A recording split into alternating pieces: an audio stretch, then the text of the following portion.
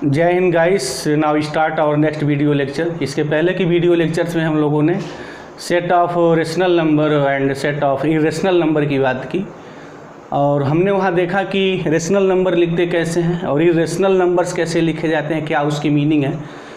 एक बात हमने इसके पहले की वीडियो लेक्चर्स में और कहा था कि जो हम पॉइंट के बाद जो मेरे नंबर्स लिखे जाते हैं उनको हम लोग कैसे समझेंगे, आज उसका थोड़ा हम यहाँ एनालिसिस करते हैं। उसके बाद हम लोग यहाँ कॉम्प्लेक्स नंबर सिस्टम की बात अभी स्टार्ट करने जा रहे हैं और ये बड़ी इंपॉर्टेंट टॉपिक है कॉम्प्लेक्स नंबर्स। और शायद ऐसा कोई कॉम्पिटिशन्स नहीं है जहाँ कॉम्प्लेक्स नंबर्स का इंपॉर्टेंस ना हो, इसका बहुत बड़ा इंपॉर्टेंस है। कहा तो ये जाता है कि टीवी स्क्रीन पे फिगर तब तक नहीं आ सके थे जब तक कॉम्प्लेक्स नंबर्स की एनालिसिस अच्छे ढंग से नहीं हो सकी थी, क्योंकि वहाँ जो I = I0 sin omega t जो वोल्टेज और करंट, जहाँ अल्टरनेटिंग करंट की बात आती है, जब उस कंसेप्ट को हम पढ़ते हैं तो हाँ बड़ा कॉम्प्लेक्स नंबर का इंपॉर्टेंट रोल प्ले हो जाता है। बहरहाल हम इसको मैथमेटिकल एनालिसिस करेंगे अच्छे ढंग से। तो पहले हम थोड़ा उस जो नंबर सिस्टम है उसकी बात थोड़ी कर लें। तो नेचुरल नंबर से हम लोगों ने बात शुरू की थी और इरेशनल नंबर के बीच से इसी इरेशनल नंबर तक हम लोग आए थे और हमने कहा था कि रियल नंबर कोई नंबर नहीं है। एक्चुअल में जब हम लोग रेशनल प्लस इरेशनल जब इन नंबरों को हम मिला देते हैं तो जो नया हमारा फॉर्मेशन होता है उसको सेट ऑफ रियल नंबर कहते हैं। और ऑलरेडी ये स्कूल स्तर से स्टूडेंट सीखते चले आते हैं कि ये representations of the real line और एक सिंबल दे देते हैं जिसको मैथमेटिक्स की दुनिया में जो इन्फिनिटिव है वो एक बात कही जाती है। ये symbols, this is the symbol of the infinitive. But infinitive है क्या, इसका हम लोग अलग से वीडियो लेक्चर्स बनाएंगे जहाँ इसकी अच्छे ढंग से एनालिसिस करेंगे। अभी मेरी यहाँ उस चीज़ की ज़रूरत नहीं है। सिंपली हमारी मीनिंग ये है कि जो रियल नंबर है वो रियल नंबर क्या है कि जितने रेशनल नंबर हैं और जितने इरेशनल नंबर हैं उनको आप कंबाइन कर दीजिए, इकट्ठा लिख दीजिए, तो वो जो नंबर होता है उस नंबर्स को ही हम लोग रियल नंबर कहते हैं। एक और यहाँ बात थी जैसे कि जो रिप्रेजेंटेशन डेसिमल के बाद है क्या है वो, जैसे 2.99999 एंड डॉट्स 1 हम लिखते रहें और इसको हम क्लोज ना करें, ये हमारा एंड डॉट्स 1 चलता रहे, तो फिर इस नंबर्स की मीनिंग क्या है और उस चीज़ को थोड़ा हम यहाँ समझना चाहेंगे। तब उसके बाद हम लोग कॉम्प्लेक्स एनालिसिस की बात, कॉम्प्लेक्स नंबर्स की बात शुरू करेंगे। इसकी मीनिंग क्या है, 2.99999, ये 9 यहाँ कहीं क्लोज्ड नहीं है, ये ऐसे चलता चला जा रहा है। जहाँ तक आप लिख सकते हैं लिखते रहिए, दिस इज़ ये मतलब 999 ये फिनिश नहीं है। बट इसके बाद जो नंबर है जो भी आएगा वो 9 आएगा, 9 के अलावा कोई नंबर नहीं आएगा। तो हमने कहा था कि this is not a irrational number. जो इरेशनल नंबर का जो कंसेप्ट है वो यही है सिंपली कि वे नंबर्स जिनको हम लोग P/Q के फॉर्म में नहीं लिख सकते हैं उसको हम लोग इरेशनल नंबर कहते हैं। लेकिन ऐसे भी नंबर्स हैं जिनका डेसिमल के बाद नंबर फिनिश ना हो तो भी उन्हें हम रेशनल नंबर कहते हैं। तो रेशनल नंबर क्या है, उनकी 2 कैटेगरी है। एक तो जो हम डेसिमल के बाद जो नंबर लिख रहे हैं वो नंबर आपस में रिपीट होने लगे, पीरियाडिक नंबर उसमें आने लगे। तो जो ऐसे नंबर हैं या हमारा डेसिमल के बाद कुछ फाइनाइट नंबर बाद वो फिनिश हो जाए तो these are all the rational numbers. लेकिन अगर ये दोनों चीज़ें नहीं हैं तो उसको हम लोग इरेशनल नंबर कहते हैं। और इरेशनल नंबर की बात हमने वहाँ की थी कि ये जो √2 मेरा है या जो इस टाइप के जो नंबर्स हैं जिनका हम स्क्वायर रूट नहीं निकाल सकते हैं वो मेरे सारे इरेशनल नंबर्स होते हैं। ठीक है, बहरहाल हम इस चीज़ को अब सॉल्व करने जा रहे हैं कि ये है क्या। तो चलते हैं, लेट ले लेते हैं कि लेट x = 2.99999 एंड डॉट्स 1, ये कोई नंबर है। अब देखते हैं कि ये नंबर मेरा क्या हो सकता है। अब 10 से मल्टीप्लाई करते हैं ऑन बोथ साइड तो ये मेरा हो जाएगा 10x = 29.99999। ये 9 कहाँ तक चलता रहेगा भाई, एंड डॉट्स 1 फिनिश ही नहीं होना है। अब क्या करिए कि इसमें से इसको हम सब्ट्रैक्ट कर दे रहे हैं। नाउ सब्ट्रैक्टिंग दिस, तो 10x में से अगर x हम लोग निकालते हैं तो ये 9x आएगा s। अच्छा यहाँ देखा जाए अगर तो ये जो पॉइंट के बाद 99999 है कितने तक है मुझे पता नहीं, बस ये सब 999999 चल रहे हैं, और पॉइंट के बाद ये भी जो मेरा 9999 ये भी फिनिश नहीं हो रहा है। तो मीनिंग क्या हो गई कि पॉइंट के बाद जो भी कुछ लिखा है, चाहे ऊपर लिखा है या पॉइंट के बाद हमने यहाँ लिखा हुआ है, दोनों मीनिंग एक है। तो जब मैं इसको सब्ट्रैक्ट करूँगा तो ये पॉइंट ये 0 0 0 0 0 0 एंड डॉट्स 1 0 0, और 29 में से अगर हम 2 निकालेंगे तो दिस इज द 27। तो x is equal to 27.0000000 and dots 1 is 0 0 by 9, और इसका मतलब है 3.00000। इसकी मीनिंग मेरी है 3। क्या मतलब हुआ भाई इसका? इसकी मीनिंग हमारी ये हुई कि ये जो 2.999999 एंड डॉट्स 1 लिखे हुए हैं, उसकी मीनिंग मैथमेटिकली जो मेरी मीनिंग है वो 3 है, बट वो 3 है नहीं। This is not is equal to 3, ये इज इक्वल टू 3 नहीं है। x is equal to 2.999999 and dots 199 है, कहीं ये फिनिश ही नहीं हो रहा है, ये तो 3 तो हमने लिखा ही नहीं है। लेकिन मैथमेटिक्स की दुनिया में हम इसको ट्रीट कैसे करेंगे, कोई स्टूडेंट कैसे समझेगा? मतलब हमारा कहने का ये है कि अगर पॉइंट के डेसिमल के बाद जो नंबर जिनका रिपीटिशंस है ऐसे अगर चलते रहे, कहीं फिनिश ना हो, तो उस नंबर्स की मेरी मीनिंग है। बाई एन एग्जाम्पल मीनिंग ये हो गई कि अगर मैं x is equal to 0.99999 and dots 1 अगर लिखें तो इसकी जो मीनिंग होगी 1, यानी just treat like as a 1, ये इज इक्वल टू 1 हो जाएगा।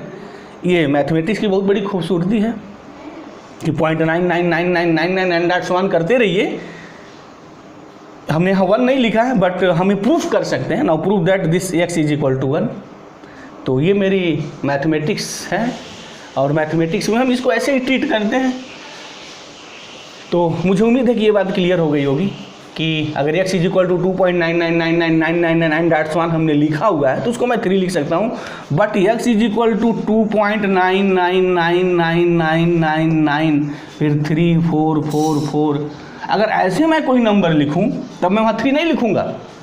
लिसनर इस बात को यहाँ ध्यान देंगे कि 2.9999 ये 99 रिपीटिशंस मेरे होने चाहिए, और कहाँ तक होने चाहिए फिक्स नहीं है, जहाँ तक आप लिखते रहिए, लिखिए, कोई फ़र्क नहीं पड़ता है।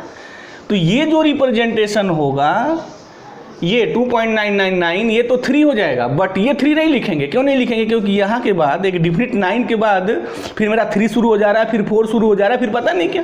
अगर ये 999 चलता रहता तब मैं यहाँ बात 3 लिखता, अदरवाइज मैं नहीं लिख पाऊँगा। तो कहने का हमारा मतलब क्या होगा कि डेसिमल के बाद ये नंबर फिनिश नहीं है, but this is not a irrational number. हमारे यहाँ कुल जो कहने की जो मेरी मीनिंग है, या जो मैं यहाँ कहना चाह रहा हूँ, बस सिंपली सी ये बात कि अगर डेसिमल के बाद अगर नंबर रिपीट कर रहे हैं, वही नंबर बार बार लिखे गए हैं, बट वो डेसिमल के बाद फिनिश नहीं है, तब भी वो नंबर मेरा रेशनल नंबर है। और इस रेशनल नंबर को मैं just like as a 3 treat करूँगा, बट मैं इसको इरेशनल नंबर नहीं कहूँगा। बहुत सारे जो बिगनर स्टूडेंट हैं बड़े यहाँ कंफ्यूज रहते हैं कि इस टाइप के नंबर एंड डॉट्स 1 लिखते रहें तो क्या this is irrational number? Not. Irrational number का सिंपली कंसेप्ट होता है डेसिमल, जो पॉइंट के बाद जब नंबर लिखे जाएंगे वो फिनिश नहीं होने चाहिए, और दूसरी बात उनमें नंबर जो रिपीटिशंस है वो नहीं होना चाहिए। अगर ऐसा नंबर है तो this is the set of original number की बात आ जाती है। तो ये तो मेरा कंप्लीट सिनारियो रहा कि हमारा रेशनल नंबर क्या है, इरेशनल नंबर क्या है, और इन दोनों को जब मिला देते हैं तो उसी को हम लोग सेट ऑफ रियल नंबर कहते हैं। अब हम आते हैं एक नए नंबर सिस्टम पे, जिस नंबर सिस्टम का नाम है मेरा कॉम्प्लेक्स नंबर।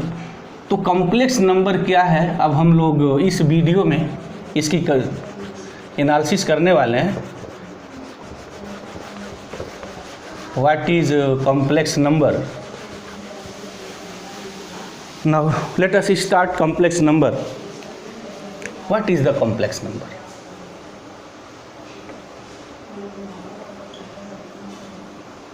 ये कॉम्प्लेक्स नंबर्स, इसके पहले हम लोग एक कंसेप्ट यहाँ लाएंगे इमेजिनरी नंबर का, कि ये जो है इमेजिनरी नंबर्स क्या है,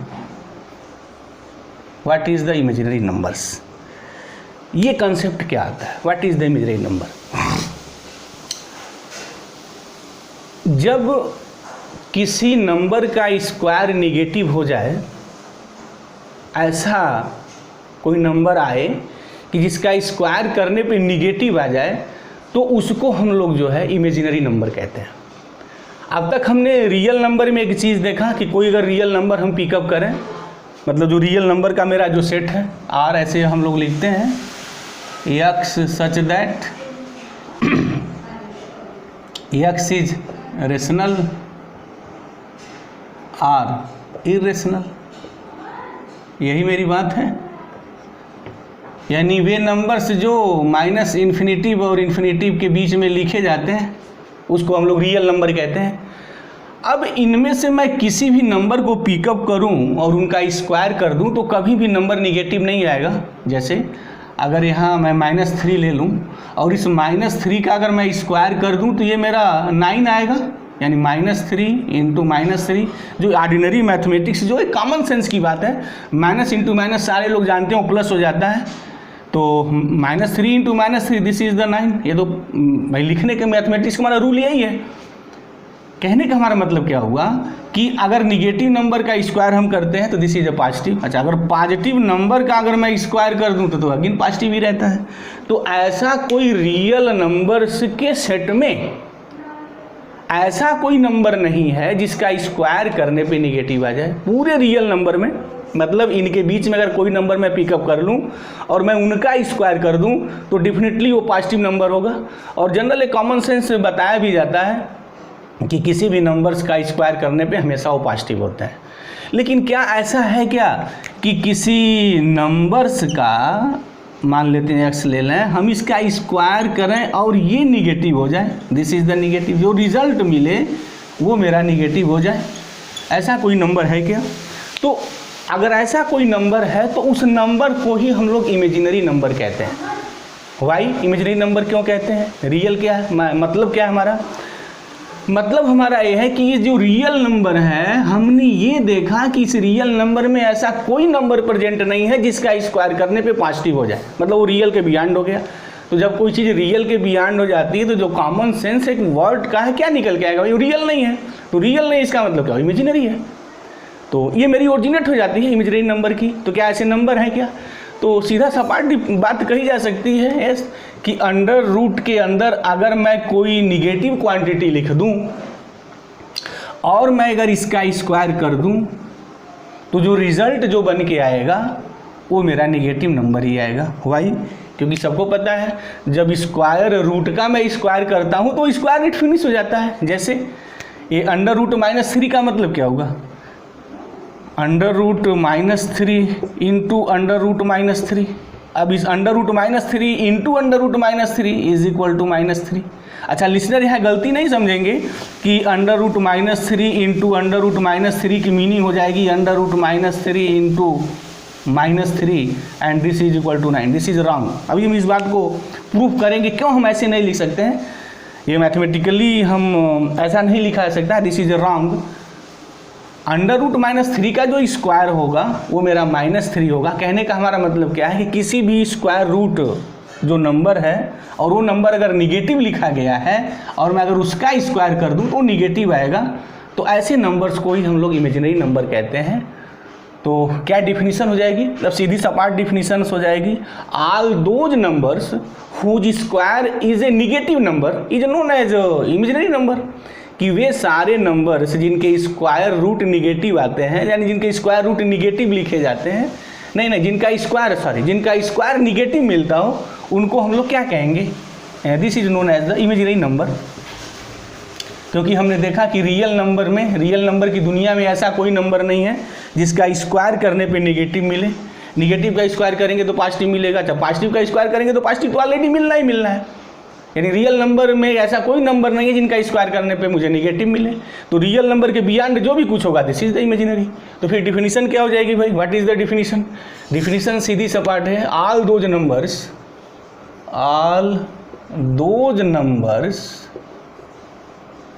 whose square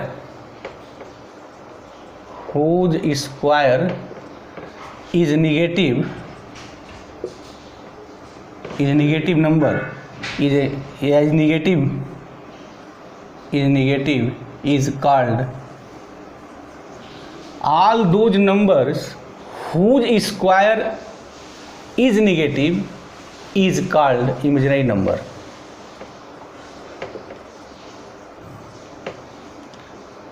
उनको हम लोग इमेजिनरी नंबर कहते हैं। ऑल दोज नंबर्स, वे सारे नंबर्स जिनके स्क्वायर निगेटिव होते हैं और निगेटिव इज कॉल्ड, या बी कॉल्ड कर दें, बी कॉल्ड इमेजिनरी नंबर्स।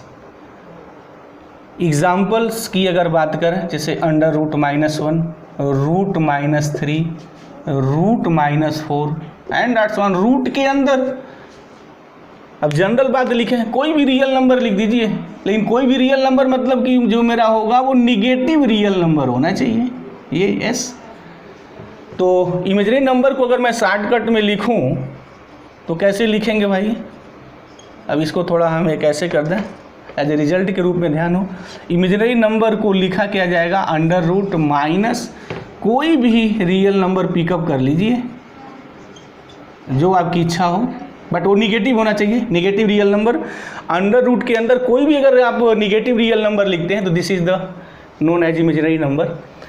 अब इस जो इमेजिनरी नंबर का जो बेस है, जिसको हम लोग इमेजिनरी का बेस नंबर भी बोलते हैं, वो ये कि अंडर रूट ये जो -1 है, इसकी वैल्यू क्या है तो किसी को पता नहीं, और टिल द डेट अभी तक तो पता नहीं है कि अंडर रूट -1 की वैल्यू क्या आती है। ये अंडर रूट 4 की वैल्यू मैं निकाल सकता हूँ, अंडर रूट 4 की वैल्यू 2 होगी definitely, under root 4 is equal to 2 and 2 is a real number, और इनका मैं स्क्वायर करूँ 2 स्क्वायर तो 4 आएगा। लेकिन अंडर रूट अगर मैं 4 पूछूं कि इसकी वैल्यू क्या होगी, व्हाट इज द वैल्यू, तो देयर इज ए प्रॉब्लम, क्योंकि ऐसा कोई नंबर रियल नंबर में है ही नहीं जो अब तक मुझे नॉलेज है कि स्क्वायर करने पे -4 आ जाए, कोई नंबर नहीं है। तो इसकी वैल्यू क्या होगी, till the date is not defined. ये मैथमेटिक्स की दुनिया में अभी भी एक रहस्य है कि जो स्क्वायर रूट के अंदर जब निगेटिव नंबर लिखेंगे उसकी वैल्यू आएगी कितनी, आई डू नॉट नो, हम क्या, कोई नहीं जानता है कि उसकी वैल्यू क्या है।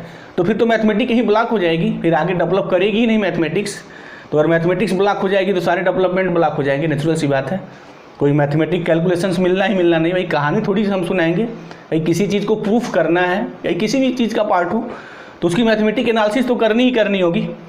तो मैथमेटिक्स मेरी आगे डेवलप कैसे करें, उसके लिए क्या किया गया, ये अंडर रूट -1 को एक सिंबल में हमने रिप्रेजेंट किया। वो सिंबल ये हुआ दिस, और एक ग्रीक लेटर है, इसको हम लोग आयोटा कहते हैं। दिस आई, ये जो सिंबल है, जनरली हम इसको आई नहीं बोलते हैं, आयोटा बोलते हैं।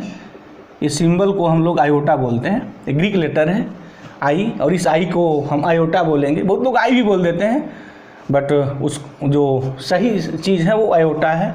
This is known as the iota and iota is represented by -1। This is the only representation here, यानी अंडर रूट। अक्सर ये देखा जाता है कि बच्चे हायर क्लासेस में आते हैं, वो इसकी वैल्यू बोल देते हैं, under root -1, the value of under root -1 is iota, this is not iota. Under root -1, और वो ध्यान दें लिसनर जो भी वीडियो लेक्चर्स को सीरियसली सुन रहे हैं, under root -1 is represented by Greek letter which is known as iota. ये मेरी बात है, अब ये नहीं है, बट हम ये ऐसे लिखते हैं मैथमेटिकली। लेकिन ये समझने की गलती नहीं कर देना है कि अंडर रूट -1 की वैल्यू जो है मेरी आयोटा है, no not, this is not. जैसे under root 4 is equal to 2, as under root 4 की वैल्यू मेरी 2 होती है। बच्चे जो हैं काफ़ी लोअर स्टैंडर्ड से बात सीखते चले आ रहे हैं, जब स्क्वायर रूट से जब उनका पाला पड़ता है तो ये बात वहाँ आती है। अंडर रूट 4 की वैल्यू मेरी 2 है, बट अंडर रूट -1 की वैल्यू ये आयोटा नहीं है, this is the only symbol. ये मेरा सिंबल है जिसको हम मैथमेटिक्स की कैलकुलेशंस को आगे डेवलप करें, उसके लिए ये बात यहाँ रखी गई है। तो अगर अंडर रूट जो -1 है ये अगर मेरा आयोटा है, तो अंडर रूट -3 को मैं क्या लिखूँगा, how can you write here, under root मेरा -3 जो बात लिखी जाएगी वो अंडर रूट 3 इंटू आयोटा लिखी जाएगी, या ऐसे भी लिखते हैं आयोटा अंडर रूट 3, दिस, इसकी मेरी मीनिंग होती है, दिस इज द मीनिंग। अब एक मैं यहाँ रिजल्ट थोड़ा डेवलप कर दूँ अपने लिसनर्स के लिए, ताकि आगे जो हम बात करेंगे, जो डिसीजंस करेंगे वो इन्हीं पे करेंगे। उसके लिए एक रिज़ल्ट, जैसे हमने अभी एक यहाँ रिज़ल्ट लिखा है, स्टूडेंट के लिए, लिसनर्स के लिए, कि इमेजिनरी नंबर्स का मतलब क्या होता है। अगर वो समझना चाहते हैं, अगर वो अपनी बात दिल में रखना चाहते हैं कि what is the imaginary number, तो हमने सीधे सपाट डिफिनीशंस दी है, स्ट्रेट फॉरवर्ड। इमेजिनरी नंबर का मतलब ही होता है कि निगेटिव रियल नंबर। और रियल नंबर क्या है, अभी हमने बात की, रियल नंबर नथिंग, जो रेशनल नंबर है वही रेशनल नंबर है, उन्हीं को कंबाइंड कर दीजिए और उन्हीं को पूरी दुनिया रियल नंबर बोलती है, तो हम लोग भी रियल नंबर उन्हीं को बोलेंगे। अब अंडर रूट के अंदर कोई भी निगेटिव अगर आपने रियल नंबर लिख दिया तो उसी को हम लोग इमेजिनरी नंबर कहते हैं। और उस इमेजिनरी नंबर के सेंस में जो अंडर रूट -1 है, दिस इज द आयोटा। तो मतलब हमारा ये हो गया कि अगर अंडर रूट मैं -9 लिखने जाऊं तो इसको मैं लिखूंगा कैसे, इसका लिखने की मीनिंग मेरी होगी 3 आयोटा, और इसी को हम लिखेंगे 3 रूट -1। और रूट -1 को अभी हमने कहा कि इसको हम लोग आयोटा कहते हैं, and this is the symbol of this, जो इंग्लिश का आई जैसा दिखाई दे रहा है, बट हम इसका नाम लेंगे आयोटा। आप आई मत बोलिए, क्योंकि बोलने की गलत आदत नहीं डाली जाती है, गलत परंपरा नहीं डाली जाती है। अक्सर देखने में आता है कि बच्चा हायर एजुकेशंस में आया है, मैथमेटिक्स पढ़ रहा है, बट उसे अक्सर वो आई ही बोलता है। तो थोड़ा उस चीज़ को लोग शुरू से अगर सुधारे रहते हैं तो अच्छी बात है। This is the iota here. तो under root -9 is equal to 3 iota, और iota is equal to root -1। Yes, अब हम थोड़ा इसके पावर्स की बात कर लें। तो मेरा यही इमेजिनरी नंबर है, ये इमेजिनरी नंबर, बात तो बिल्कुल अब लिसनर को क्लियर हो गई होगी कि इमेजिनरी नंबर क्या है। अब इमेजिनरी नंबर्स की मैथमेटिक्स कैसे होगी, अब मुझे यहाँ बात शुरू करनी है कि ये तो हमने अब टूल्स बना दिया कि जो इमेजिनरी नंबर का जो मेरा जो बेस हुआ, what is the base of the imaginary number. जब मैं कोई भी इमेजिनरी नंबर लिखूंगा तो उसकी मीनिंग यही होगी कि under root any negative real number, तो मेरा इमेजिनरी नंबर हो जाएगा। अच्छा, अब इनके पावर्स के गेम कैसे होते हैं, तो आप पावर्स के एक रिजल्ट की बात यहाँ कर दूँ। जैसे आयोटा के पावर जब 0 लिखेंगे तो उसकी वैल्यू 1 आएगी, राइट, क्योंकि कहा जाता है किसी नंबर्स के अगर पावर मैं 0 लिखता हूँ तो उसकी वैल्यू 1 आती है।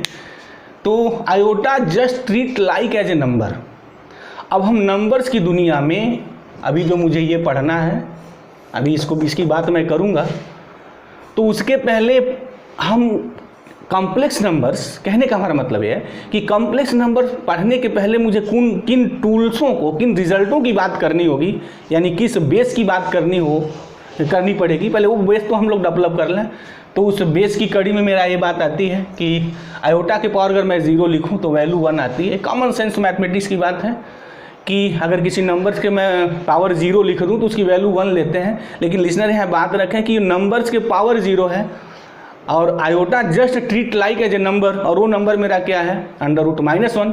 बट अंडर रूट -1 की वैल्यू क्या है किसी को पता नहीं। तो उस परंपरा का निर्वाह करते हुए, कौन सी परंपरा, बट ये यहाँ बड़ा कंट्रोवर्सी खड़ा हो सकती है। मैथमेटिक्स की दुनिया में कंट्रोवर्सी है भी, क्योंकि जब आयोटा की वैल्यू मुझे पता ही नहीं है, वहाँ कहा जाता है कि x बी एनी नंबर, लेकिन x naught is equal to 0, ये भी बात वहाँ कही जाती है। थोड़ा इसकी बात तो हम यहाँ थोड़ा लेक्चर्स थोड़ा यहाँ बात कर लें अपनी, यहाँ मुझे ज़रूरी लग रहा है ताकि वो कन्फ्यूजन्स ना हो। जब हम नंबर्स के पावर 0 की बात करते हैं, उसकी लॉजिक क्या है, उसकी कंसेप्ट क्या है, थोड़ा उसको हम यहाँ डिटेल्स में आ जाएं।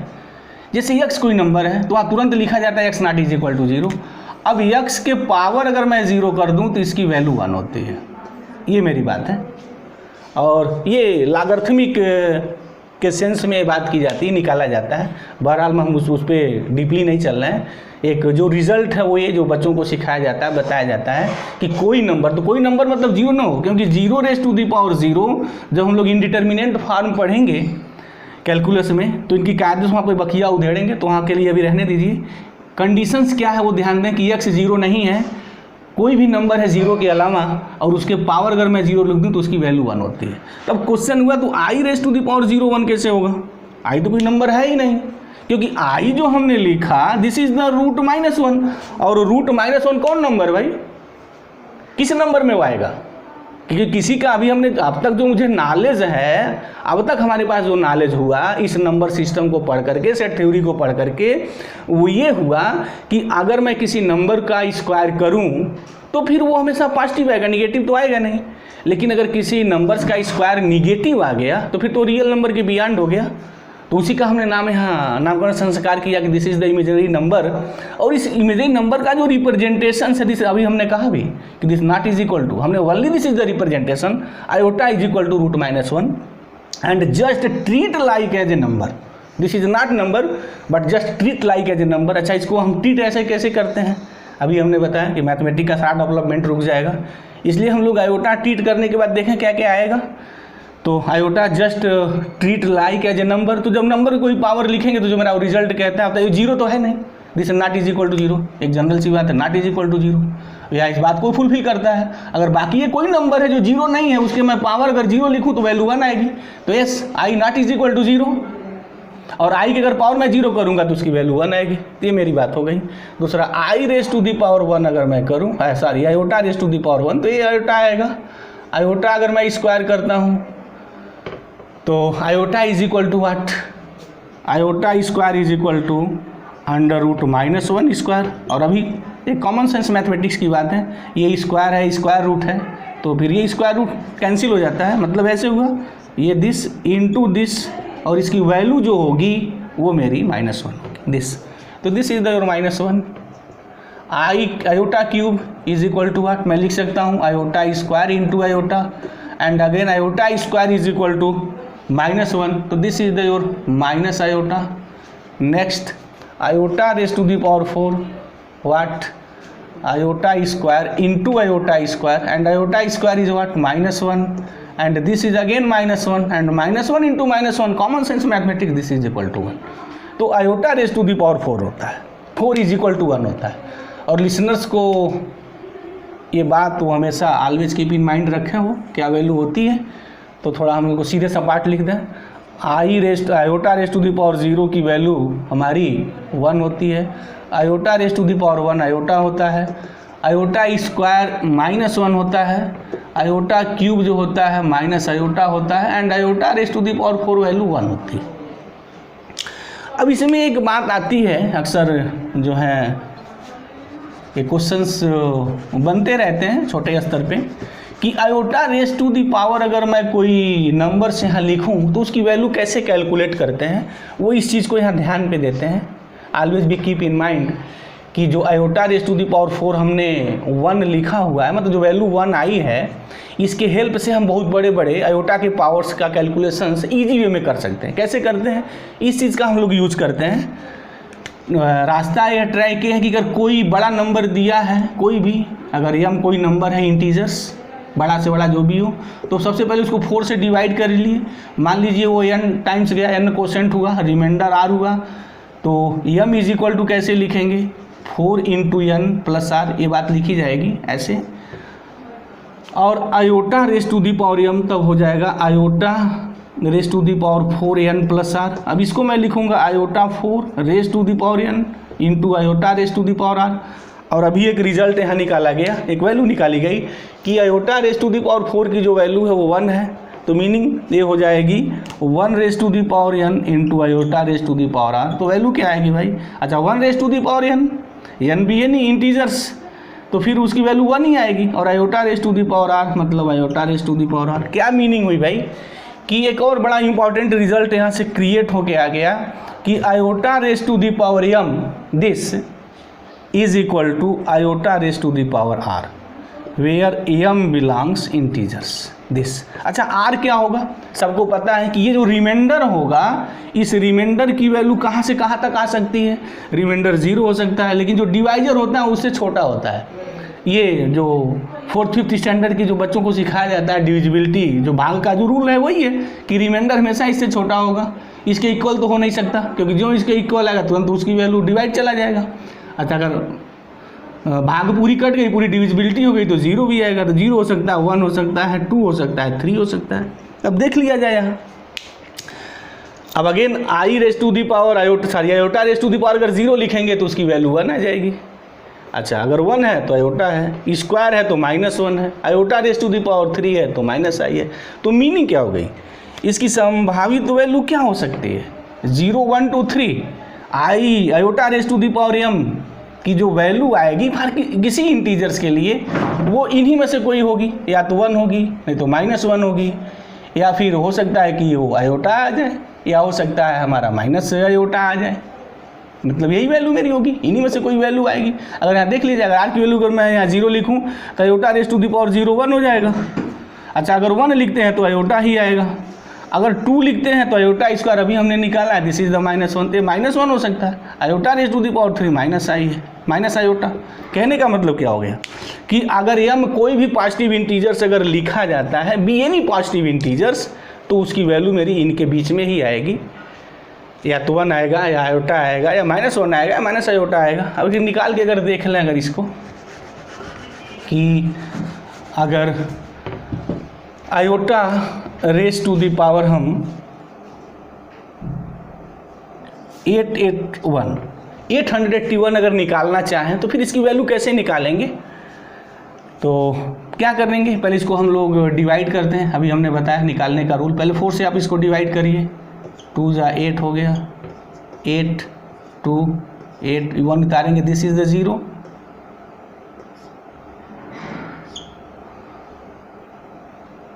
रिमाइंडर मेरा 1 हुआ। तो फिर लिखेंगे कैसे इसको, अभी हमने बताया था i raise to the power 4 कितने टाइम्स गया, 220 इंटू कितना पावर हुआ, iota raise to the power 1। I raise to the power 4 की वैल्यू कितनी है, 1 है, 1 raise to the power 220 into iota, this is the finally iota year. Meaning क्या हो गई, iota raise to the power 881 की value, this is the iota. तो जब भी कभी भी आयोटा के बहुत बड़ा कोई पावर दिया हो, उसकी वैल्यू निकालनी हो, तो हमेशा इस ट्रिक का यूज करते हैं। तो मुझे उम्मीद है कि ये इमेजिनरी नंबर्स क्या है क्लियर हुआ है। अब हम लोग नेक्स्ट लेक्चर्स में कॉम्प्लेक्स नंबर्स क्या है उनको हम लोग डिटेल्स में पढ़ने वाले हैं, और उस कॉम्प्लेक्स नंबर्स में क्या क्या चीज़ें आएंगी, कैसी कैसी चीज़ें आएंगी, कॉम्पिटिशन्स में कॉम्प्लेक्स नंबर से कैसे क्वेश्चंस बनेंगे, वे सारी बातें होंगी। तो मुझे उम्मीद है कि ये बात बिल्कुल क्लियर हो गई होगी। Thank you very much guys, जय हिंद।